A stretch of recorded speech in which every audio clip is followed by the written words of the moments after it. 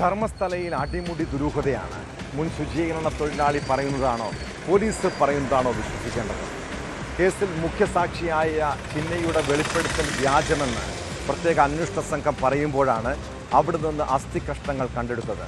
ഇതോടെ ബംഗളഗുണ്ടയിൽ മൃതദേഹാവശിഷ്ടങ്ങൾക്കായി വീണ്ടും SIT പരിശോധന ആരംഭിച്ചു. അതിനിടെ യൂട്യൂബർ മനാഫിൻ്റെ ചോദ്യം ചെയ്യൽ പൂർത്തിയായി. മുൻ ശുചീകരണ തൊഴിലാളി ചിന്നയ്യ കോടതിയിൽ തെളിവിനായി ഹാജരാക്കിയ തലയോട്ടിയുമായി ബന്ധപ്പെട്ട തെളിവുകൾ SITക്ക് കൈമാറിയതായി മനാഫ് വ്യക്തമാക്കി.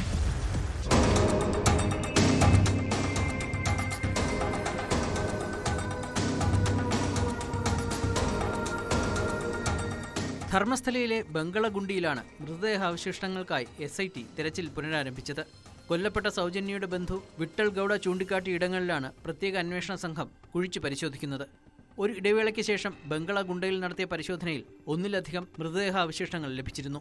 ഇതേ തുടർന്നാണ് SIT ഇവിടം കേന്ദ്രീകരിച്ച് വീണ്ടും പരിശോധന ആരംഭിച്ചത്. നേത്രാവതി പുഴയോട് ചേർന്നുള്ള പ്രദേശമാണ് ബംഗളഗുണ്ടയെന്ന് അറിയപ്പെടുന്നത്.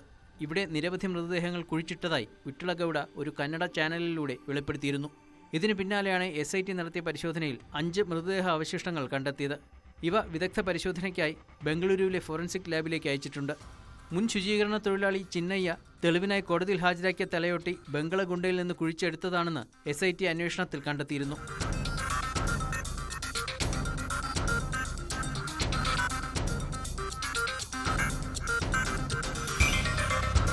അതേസമയം യൂട്യൂബറും ആക്ഷൻ കമ്മിറ്റി പ്രവർത്തകനുമായ മനാഫിന്റെ ചോദ്യം ചെയ്യൽ പൂർത്തിയായി.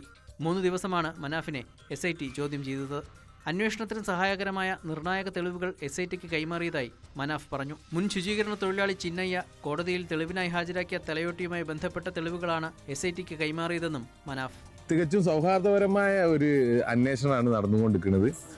അതിൽ എന്താ ഏറ്റവും വലിയ കാര്യം എന്ന് പറഞ്ഞാൽ ചില ദുരൂഹതകൾ ഈ ഒരു കേസിൽ ഉണ്ടായിട്ടുണ്ട്. അപ്പോൾ അതൊന്ന് എന്താ പറഞ്ഞാൽ അതിനൊരു ക്ലാരിറ്റി വരുത്തൽ SITനെ സംബന്ധിച്ചിടത്തോളം ആവശ്യമുള്ള കാര്യമായിരുന്നു.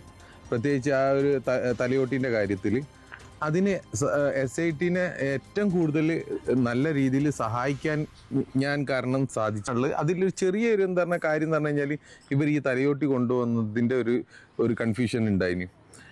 പക്ഷെ അതിനൊരു തെളിവോ കാര്യങ്ങളോ മറ്റുള്ള ഇതില്ലേനും. എൻ്റെ ഇടപെടൽ കാരണം ഞാൻ അതിനുള്ള പൂർണ്ണമായ തെളിവുകൾ കൊടുത്ത്. ധർമ്മസ്ഥല കേസിൽ SITയുടെ അന്വേഷണം അന്തിമഘട്ടത്തിൽ എത്തി നിൽക്കവെയാണ് വീണ്ടും വഴിത്തിരിവുണ്ടായിരിക്കുന്നത്. വരും ദിവസങ്ങളിൽ SITയുടെ തുടർ നീക്കങ്ങളും നിർണായകമാകും.